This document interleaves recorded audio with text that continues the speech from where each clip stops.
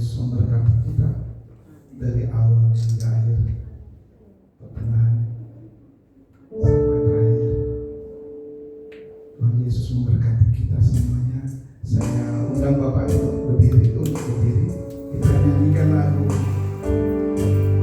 Bapa yang mengasihiku.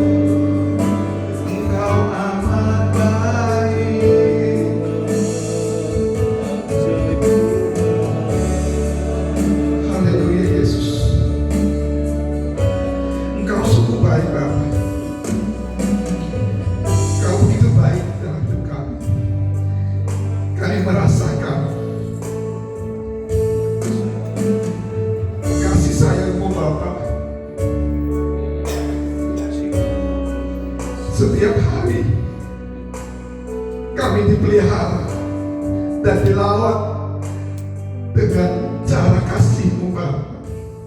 Kami yakin dan percaya Engkau Allah yang luar biasa mengasihi kami.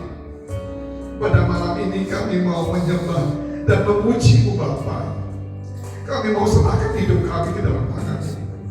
Biar semuanya Tuhan yang bekerja. Kami tahu kami tidak sanggup untuk menjalaninya, tapi inilah kami semua Tuhan.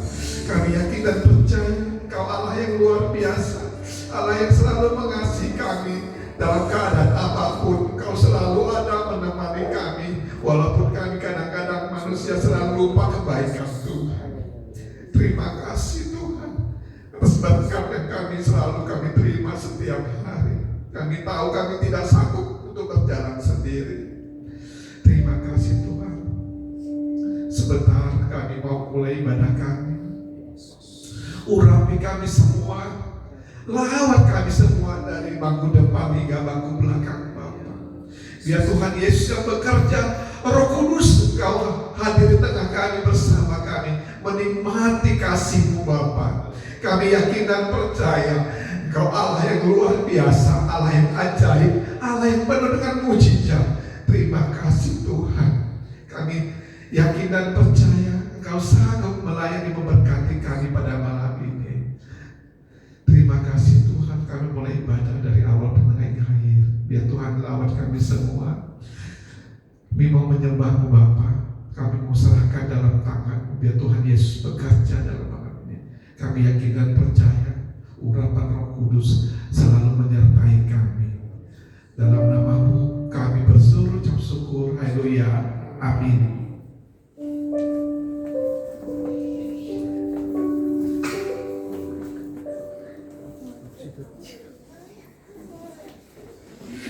Kita akan nyanyikan lagu Biar Bumi Akan Berlalu.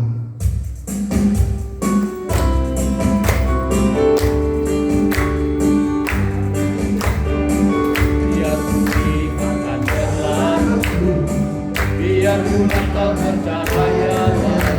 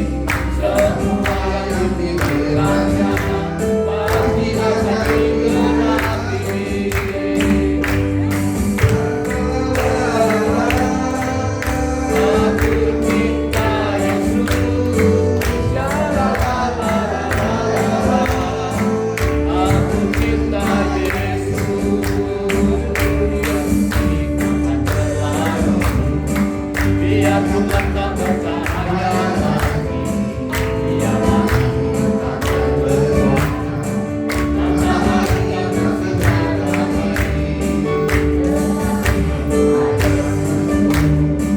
Tak pernah ingkar janji, semua yang dipikirkannya pasti akan digenapi.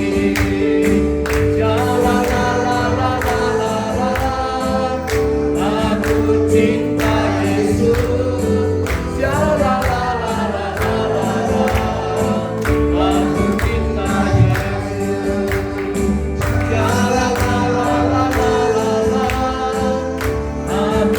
cinta Yesus,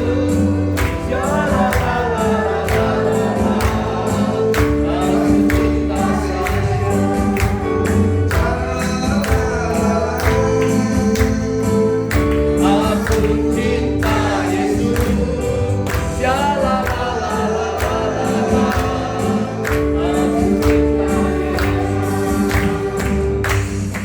Bapak Ibu, sebentar kita ingin menikmati firman Tuhan. Biar Tuhan yang bekerja dalam Roh Kudus. Yakin dan percaya Engkau Allah yang luar biasa. Kami mau siapkan hati kami untuk mendengarkan firman-Mu, Bapak. Siapkan hatimu, Tuhan.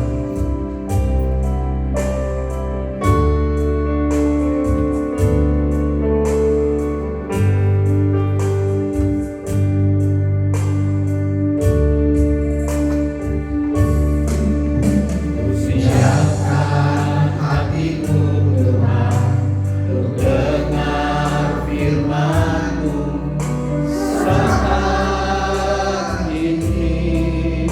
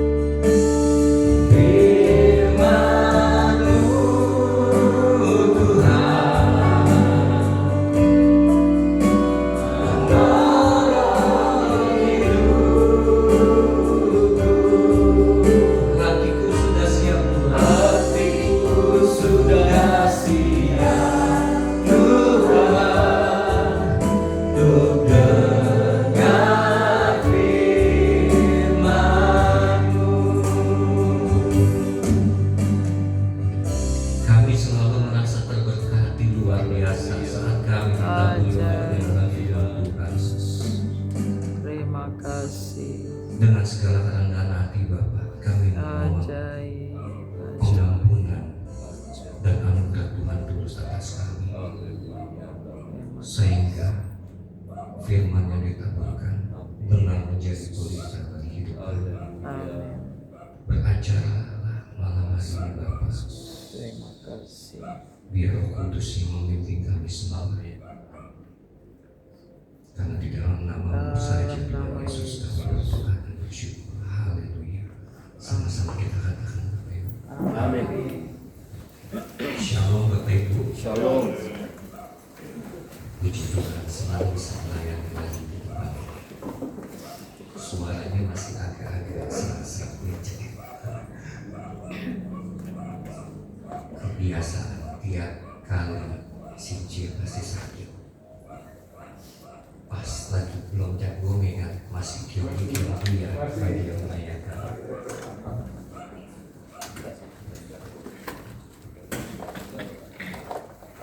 Malam hari ini saya mau bahas sebagian kecil dari doa Bapa kami. Kenapa buat saya penting?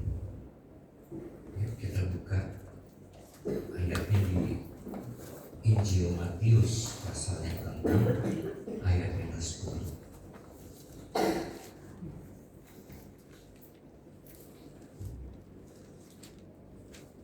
Firman Tuhan berkata demikian. Datanglah kerajaanmu, jadilah kehendakmu di bumi seperti di surga. Ini salah satu doa yang diajarkan oleh Tuhan Yesus. Malam hari ini kita mau bahas khusus tentang ayat ini. Datanglah kerajaanmu, jadilah kehendakmu di bumi seperti di surga. Dengan kata lain, harusnya kita menghadirkan surga di dalam bumi ini. Betul ya Bapak Ibu ya? Kenapa? Karena kehendak Tuhan ini kalau bahas firman Tuhan itu selalu berkaitan dengan sejarah atau awal mula penciptaan manusia. Tuhan pada saat menciptai manusia dia bilang, marilah kita menciptakan manusia sesuai dengan gambar dan rupa kita. Itu Allah yang berfirman seperti itu.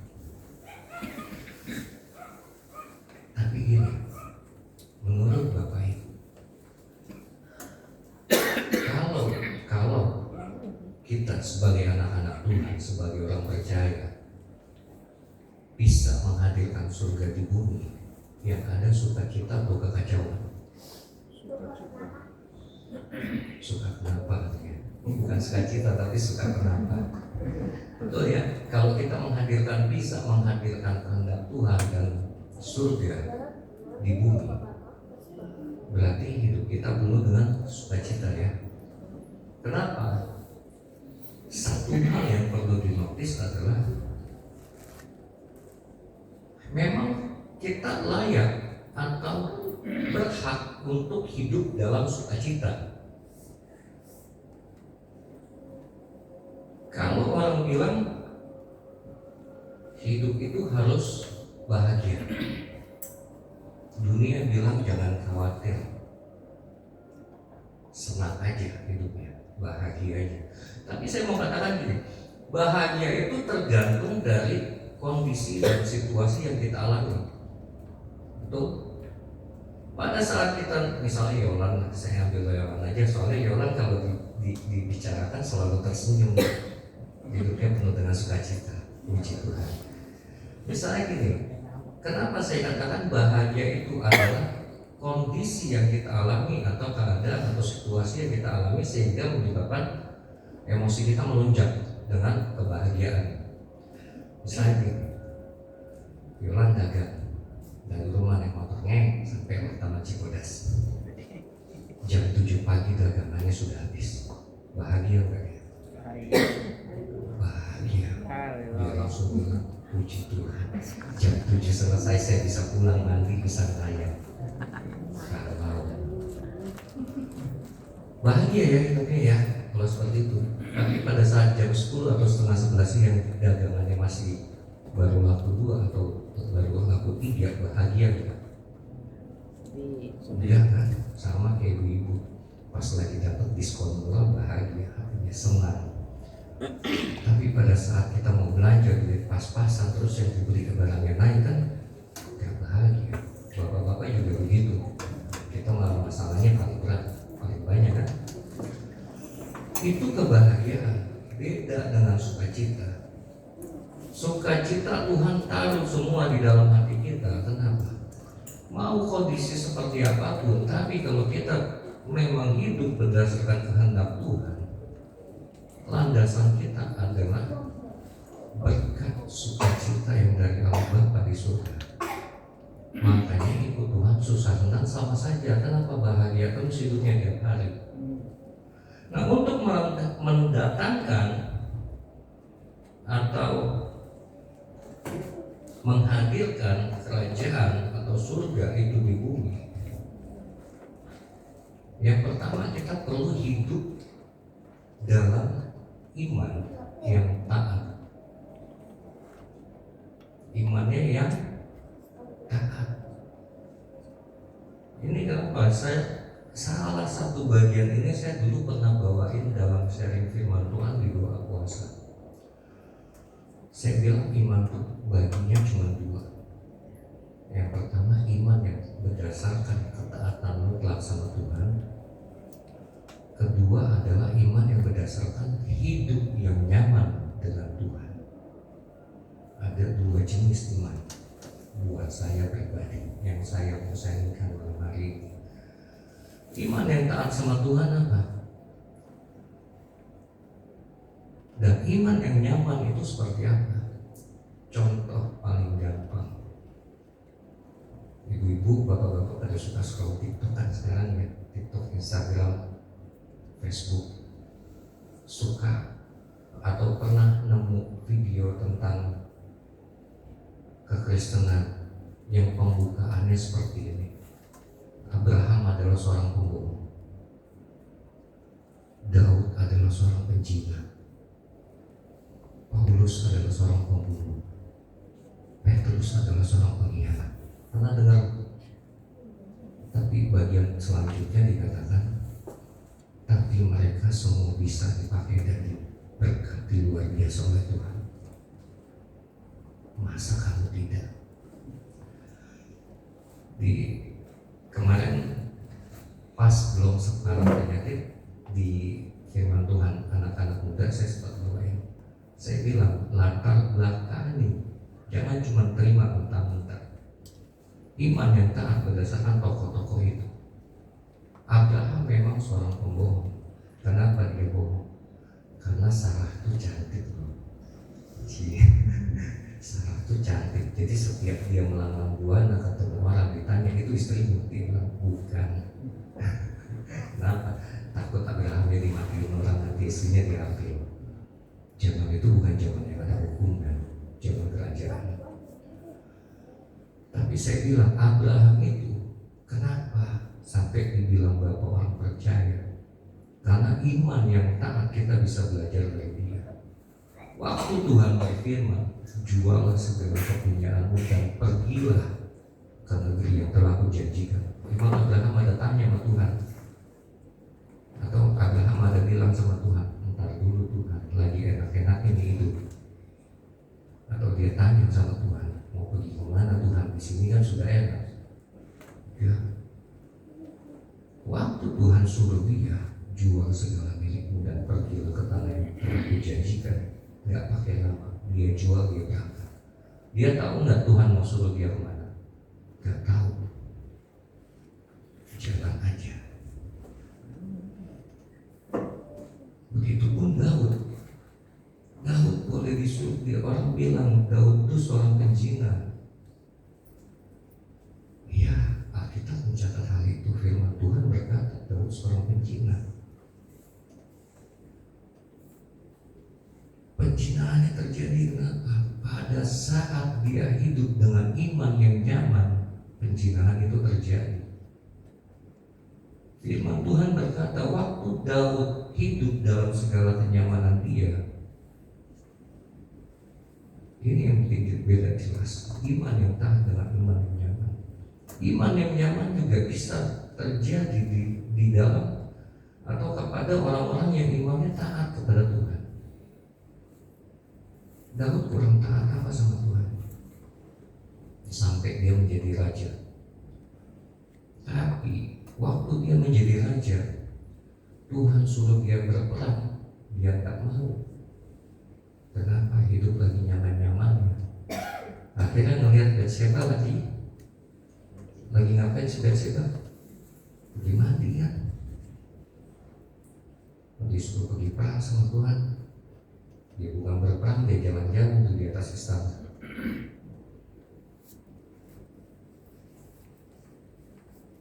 Kenapa? Ada iman yang taat sama Tuhan.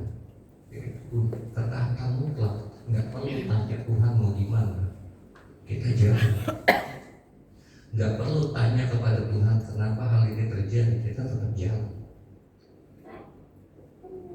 Ada lagi iman yang nyaman. Iman yang berdasarkan kondisi. Kalau doa kita lagi kita minta sesuatu Tuhan jawab, imannya bertumbuh. Waktu sih kita sakit kita berdoa sama Tuhan, Tuhan sembuhkan aku.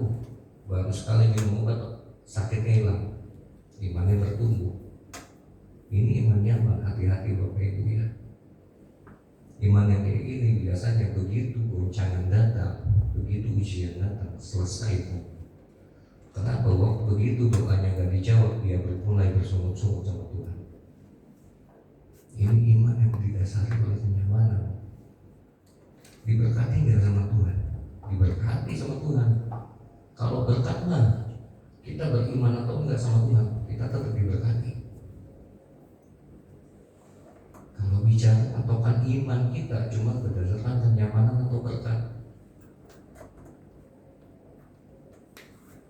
tetap diberkati sama Tuhan. Yang menentang Tuhan Yesus saja diberkati kok. Apalagi anak-anak dia. Yang membedakan apa? Keselamatannya beda. Setelah di bumi ini yang beda. Makanya Tuhan taruh kita semua di bumi. Seperti yang doa diajarkan, jadilah kehendakmu di surga seperti di bumi. Kenapa? Supaya kita latihan dulu. Kita latihan dalam melayani orang, kita latihan dalam menyembah Tuhan, kita latihan dalam hidup dalam kekudusan. Latihan di bumi. Makanya dituntut punya iman yang taat. Alkitab juga mencatat, Tuhan bilang, kuduslah kamu sebab aku kudus. Terus ada lagi dia katakan, jika aku nanti kembali ke bumi, apakah nanti ku dapat iman di bumi? Jadi iman yang taat itu bukan cuma saya yang bicara kepada Bapak Ibu hidup dengan iman yang taat, bukan. Tapi firman Tuhan katakan kita memang harus punya iman yang didasari oleh ketaatan. Kalau kita bisa hidup berdasarkan iman yang dipenuhi ketaatan mutlak, saya berani jamin Bapak Ibu, sukacita ada dalam keluarga kita. Amin. Itu yang pertama, kita perlu iman yang taat.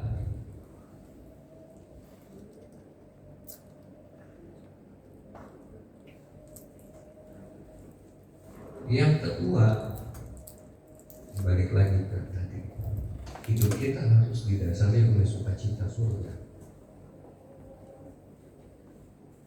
Enak ngomongnya ya Pak, hidupnya didasari oleh sukacita surga. Benar Bapak Ibu, hidup kita harus didasari oleh sukacita surga. Di dalam Filipi 4 ayat yang keempat dikatakan bersukacita dengan senantiasa. Itu ayat benar-benar saya pegang. Kenapa? Saya ada gantung ayat Alkitab di rumah, biar kata orang tuh kalau masuk ke dalam rumahnya orang Kristen ada ayat Alkitab.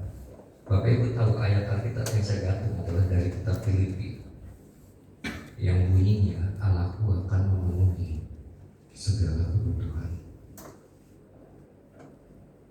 Tapi di hati saya udah ukir Filipi 4 ayat 4. Jadi setiap bangun tidur itu nggak lupa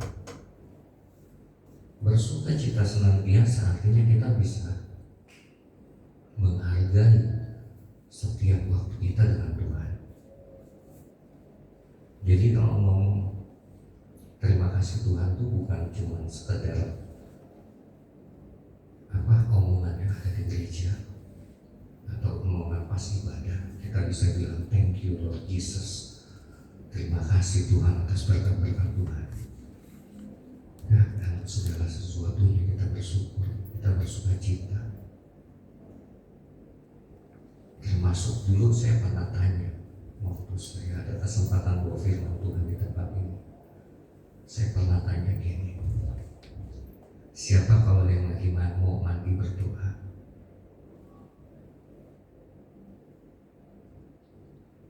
Tuhan Yesus, gak ada yang berdoa pas lagi mandi.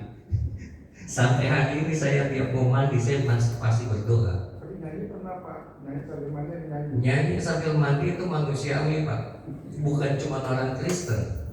Orang lain juga bisa sambil nyanyi always pure gitu kan. Tapi lagunya lagu gereja Pak. Banyak orang nyanyi lagu gereja. Pernah nggak coba sekali saja dalam hidup kita mau mandi, kita pegang itu gayung, kita berkati itu air. Berkati air ini dalam nama Yesus. Loh, air itu media yang paling baik loh. Waktu Tuhan Yesus sembuhin mata orang buta, waktu dia korek-korek tanah, dia pakai apa? Ludah kan? Cairan. Bapak Ibu, saya bukan ngajarin hal magic ya.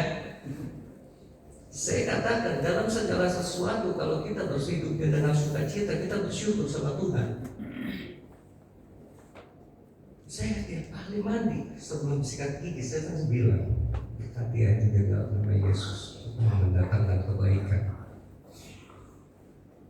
dan berkat yang luar biasa.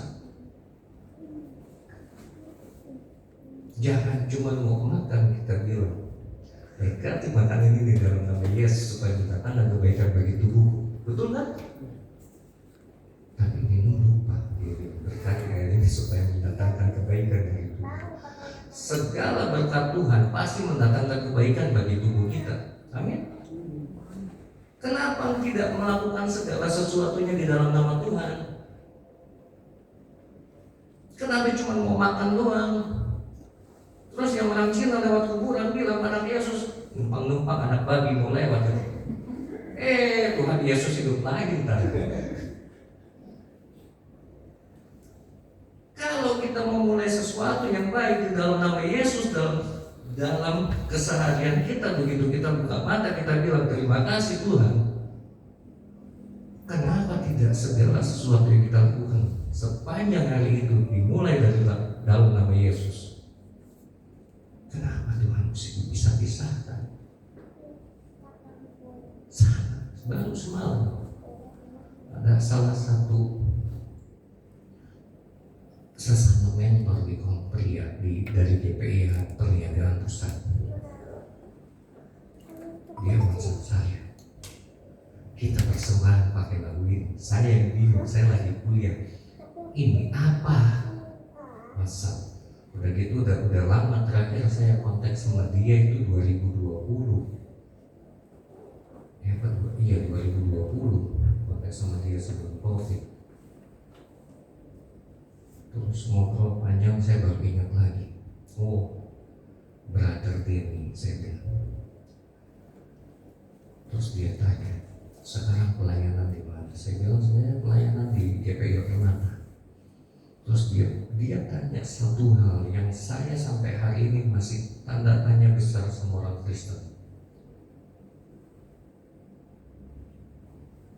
Dia tanya gini, sudah full timer atau masih sekuler juga? Bapak Ibu tahu maksudnya?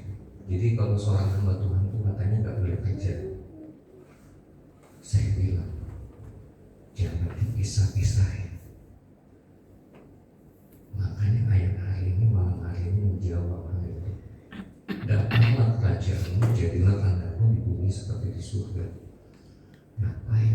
sayang. Yang satu buat gereja, yang satu buat dunia. Dunia ini punya Tuhan Yesus. Betul ya? Dunia ini punya siapa? Punya Tuhan. Alam semesta katanya punya Tuhan. Terus ngapain kita pisahnya? Ada itu kerja, yang satu buat Tuhan, yang satu buat dunia. Alkitab firman Tuhan berkata, lakukanlah segala sesuatu dengan pekerjaan kita seperti buat Tuhan. Saya langsung bilang, saya WhatsApp dia, bro, kalau gua nggak kerja, gua bayar kuliah dari mana? Anak-anak gua sekolah duitnya dari mana? Lu enak aja nih pisah-pisahin begitu. Emang kalau udah jadi hamba Tuhan kita doa duit datang sendiri dari langit, kan kagak. Tuhan bilang laki-laki kalau nggak bekerja jangan lagi ya makan. Makanya ibu-ibu kalau punya suami nggak kerja jangan kasih makan. Kenapa? Firman Tuhan yang ngomong. Jangan kasih kopi. Kalau suami pagi-pagi belum bekerja minta kopi, minta makan, jangan dikasih. Kecuali saya sama istri. Kalau nggak bikin kopi nggak mau belanja, tidak cair gitu kan. Tuhan yang bilang lakukan segala sesuatunya bukan untuk manusia, tapi seperti untuk Tuhan. Nah kalau udah seperti itu, namanya kita hidup dalam sukacita dari Tuhan. Nggak ada lagi kerja atau dagang bisa iri sama orang. Loh, usaha kita semua yang atur Tuhan. Pekerjaan kita semua yang atur Tuhan. Anak-anak yang masih sekolah, pemikiran kita yang ngatur Tuhan. Coba atur, berantakan. Mendingan serahin sama Tuhan. Saya pernah pasang status di WhatsApp, gua kapok. Kemarin gue coba atur berantakan, dan Tuhan aja yang atur. Itu yang komen, lebih-lebih daripada orang yang kerja. Itu yang komen WhatsApp ping. Kenapa Pak? Yang satu lagi, Pak Pendeta, kenapa? Buset. Tapi boleh kan buat pancingan. Kenapa? Itu bukan cuma slogan harusnya, tapi tindakan iman. Segala sesuatu yang kita kerjakan dan yang akan kita kerjakan biar Tuhan yang ngatur. Itu salah satu bagian hidup dalam sukacita. Kenapa? Istri juga, saya bilang istri saya tuh mesti memang 100% manusia, tidak seperti Tuhan Yesus kan 100% Tuhan. Dia masih 100% manusia. Kenapa kalau orang Eropa, Perancis bilang pikirannya ngejelimet? Benar, uang sekolah anak dipikirin. Masalahnya kalau dia cuma pikirin sendiri nggak apa-apa ya Bapak Ibu ya. Kadang dia bilang sama suaminya, kok ini uang sekolah anak belum cukup, begini. Kalau cuma sekali nggak apa-apa. Ini dalam 1 bulan bisa 4-5 kali. Saya sampai bilang, tenang, nanti pada saatnya Tuhan yang sediakan. Benar Bapak Ibu? Benar. Kenapa? Saya selalu bilang sama istri itu, segala sesuatunya biar Tuhan yang sediakan. Ngapain saya mikirin duit dari mana? Bentar lagi Kristen sekolah masuk kuliah, kayaknya nggak murah ya, 34 juta udah pasti habis kan. Terakhir saya dengar kalau di Binus itu 80. Kalau dipikir tambah putih rambut saya, bisa botak di belakang juga. Nah kayak gitu. Biar Tuhan yang berperkara. Kenapa? Tapi jangan ngancam sama Tuhan. Tuhan tuh bukan tempat kita meminta-minta juga. Jangan kayak orang yang bersungut-sungut sama Tuhan. Nanti doanya begitu saya bilang malam hari ini dia tuh pulang, Bapak Ibu doa lagi sama Tuhan. Tuhan, tadi dengar Pak Stephen bilang begini. Pokoknya Tuhan harus saya kasih saya lebih banyak. Buset, jangan begitu. Dikemplang sama Tuhan.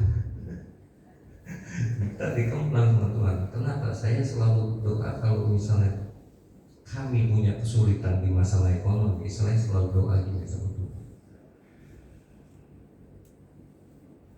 Saya bilang sama Tuhan, Tuhan, kan Tuhan batasin saya nih.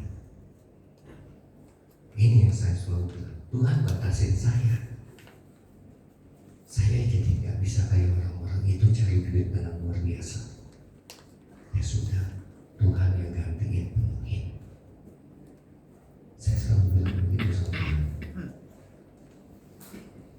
Kenapa? Karena kalau lagi ngobrol sama Tuhan, saya suka bilang, Tuhan kenapa Tuhan gak kasih saya kaya ya kayak orang-orang itu. Tapi saya tahu Tuhan juga jaga saya kan. Betul nggak?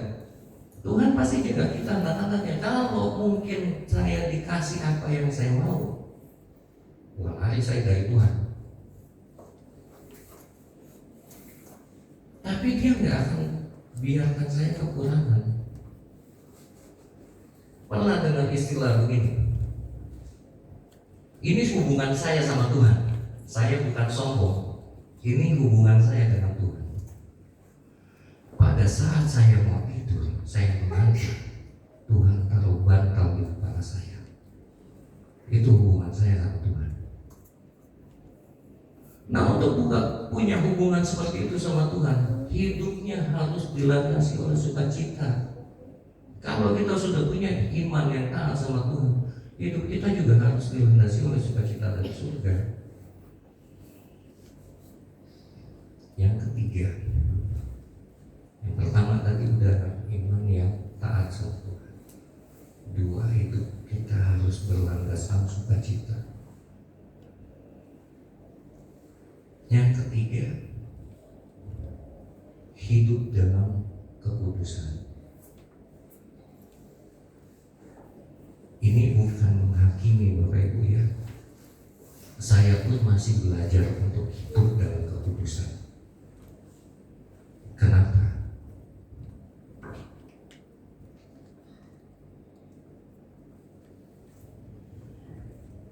Saya ada catat begini.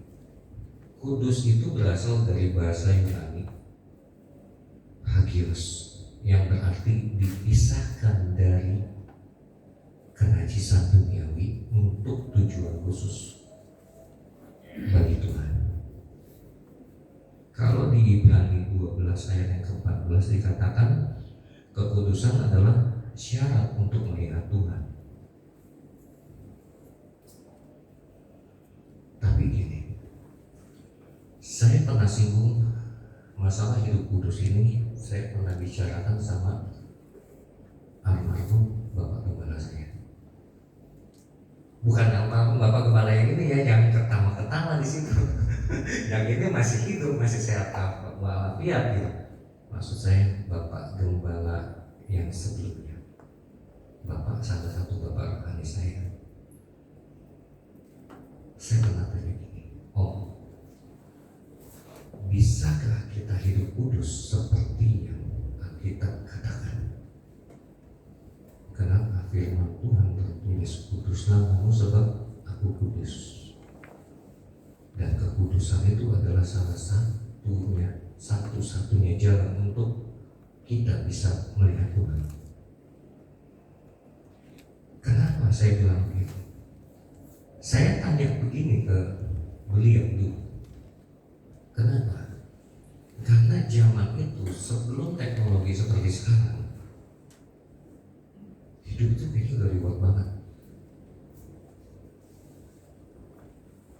Dan kalau kita bicara dosa, nggak ada dosa baru Bapak Ibu. Dosa yang tercatat semua di Alkitab itu yang terulang di zaman ini.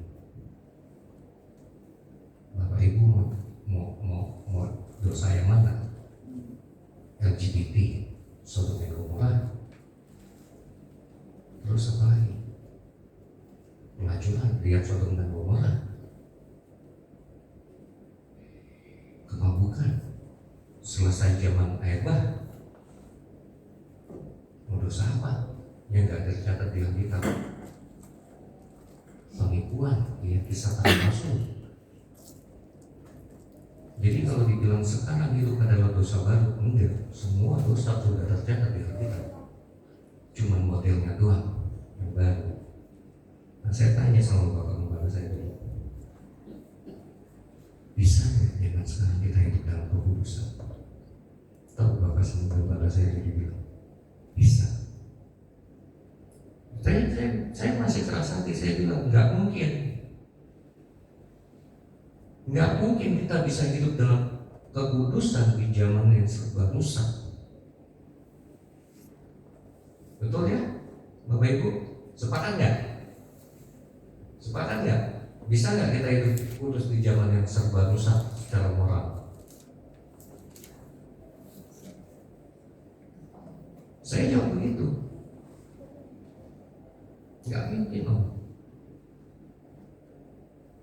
Nggak berniat berbuat dosa pun kita jalan pasti berbuat dosa di zaman ini.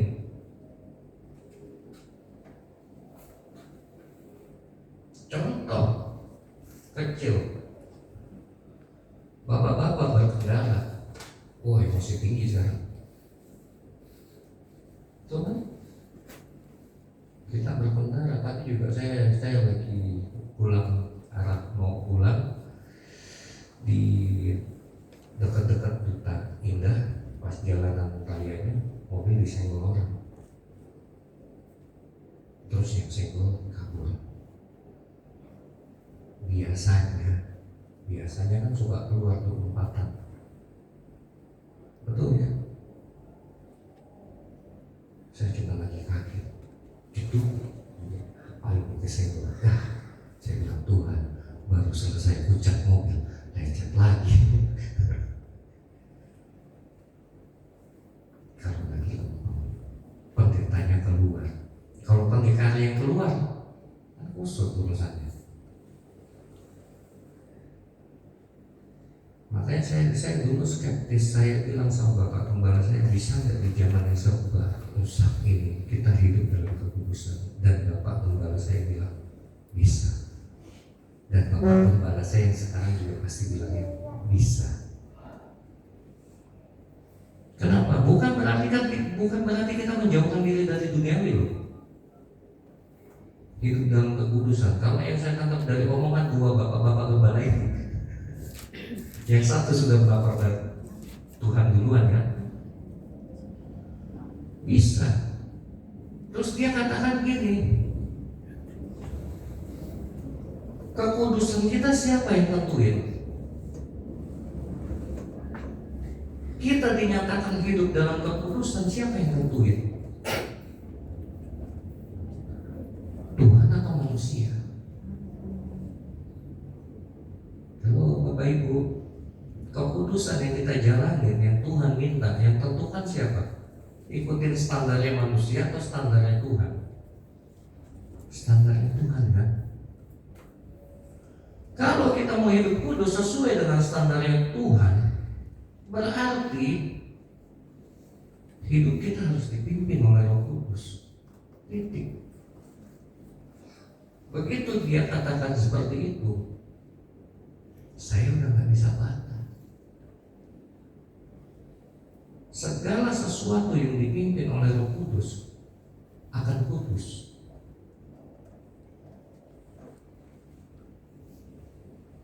Yang jadi permasalahan kan kadang kita nggak mau ikutin Roh Kudus.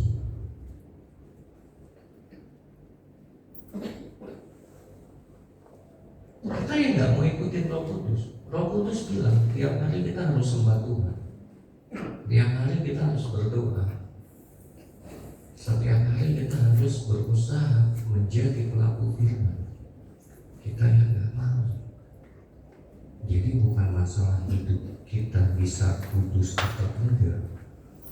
Masalahnya adalah kita mau nggak hidup kudus. Dan Bapak Ibu, kalau 3 hal itu kita pegang dan kita jalani, malam hari ini saya katakan, dan Roh Kudus juga katakan, ayat ini berlaku dalam hidup Bapak Ibu. Kerajaan Tuhan turun atas hidup kita. Kehendak Tuhan di surga ternyata seperti itu, dan di bumi ternyata seperti di surga.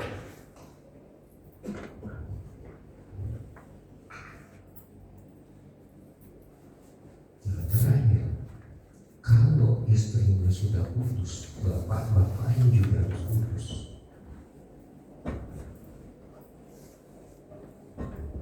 Karena Alkitab katakan suami kasihlah istrimu.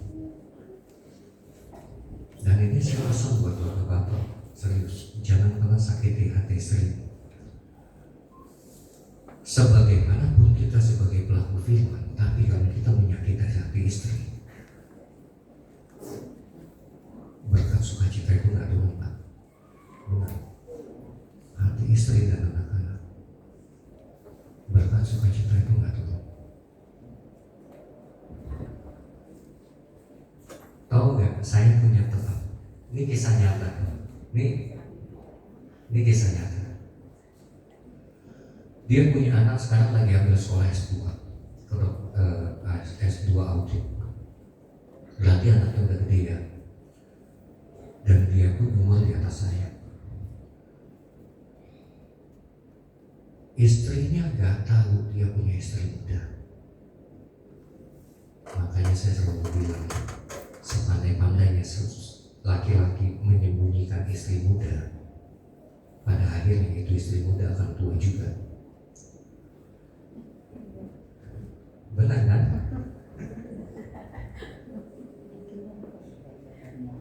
Dan yang lebih aneh, istri mudanya saya kenal, istri kenal. Singkat cerita, berpisahlah dia dengan istri mudanya. Terus Bapak Ibu dapat 2 bulan atau 3 bulan, saya dengar dia punya istri muda lagi. Dan istri muda ini adalah cicinya dari istri muda yang sebelumnya. Tapi pada saat dia punya istri muda itu, tahu Pak, rezekinya semua kehalang. Serius, harta benda habis, kesehatannya juga bermasalah.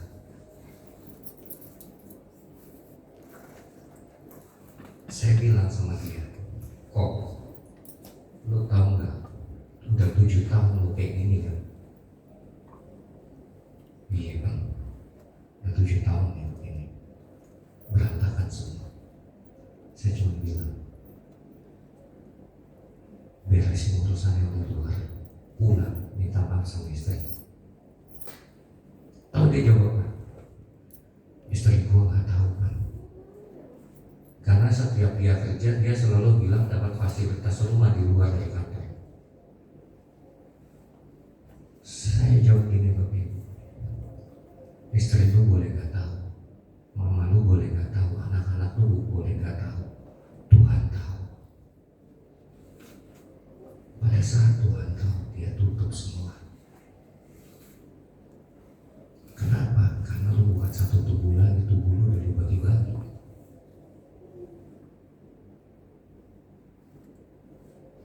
Dan sampai sekarang puji Tuhan orangnya gak tobat.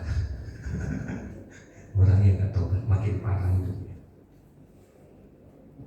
Saya bilang sebelum lu bertobat meminta pemulihan gak terjadi.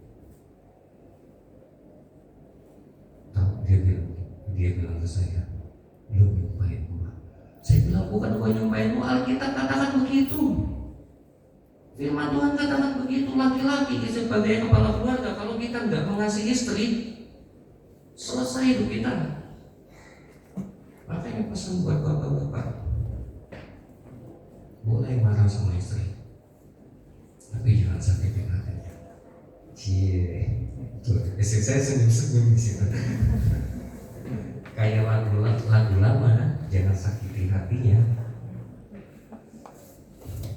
Jadi kedua, Jangan Pak, nggak kenyang. Karena sepiring berdua tidak kenyang. Ya Tuhan Yesus tolong jangan lagi kayak gitu. Badan saya udah gede, badan istri udah mulai berkembang soalnya.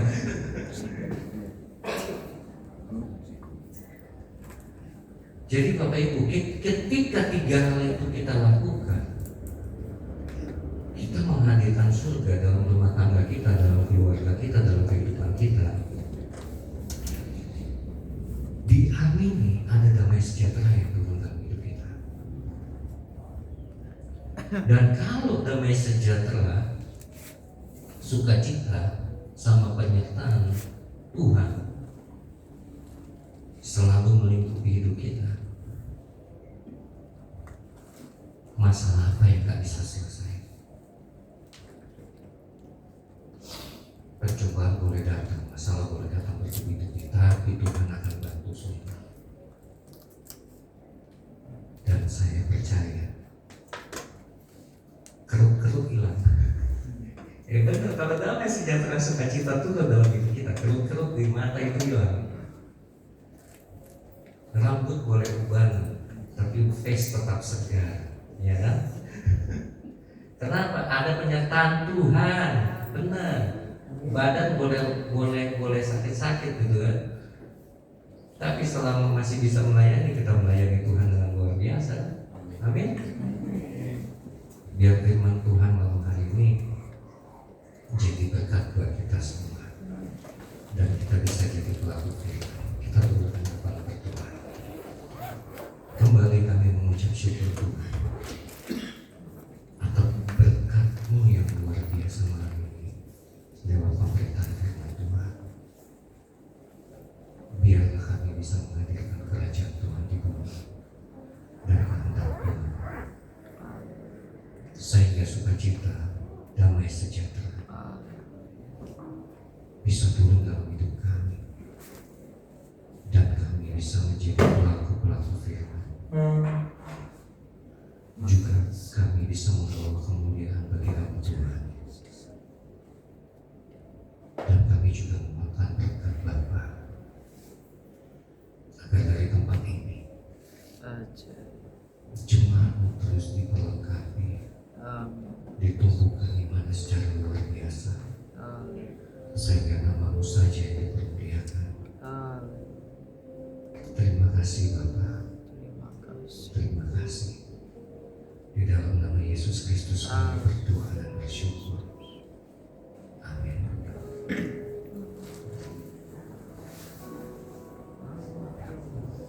Puji Tuhan, luar biasa firman Tuhan hari ini. Kita harus penuh kasih.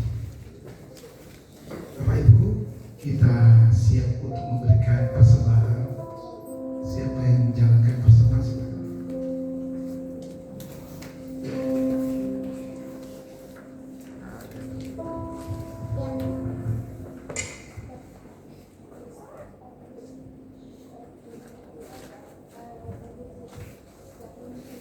Mari kita doa. Terima kasih Tuhan, terima kasih Bapa untuk malam hari ini Tuhan, di mana kami telah mendengarkan kebenaran firman-Mu.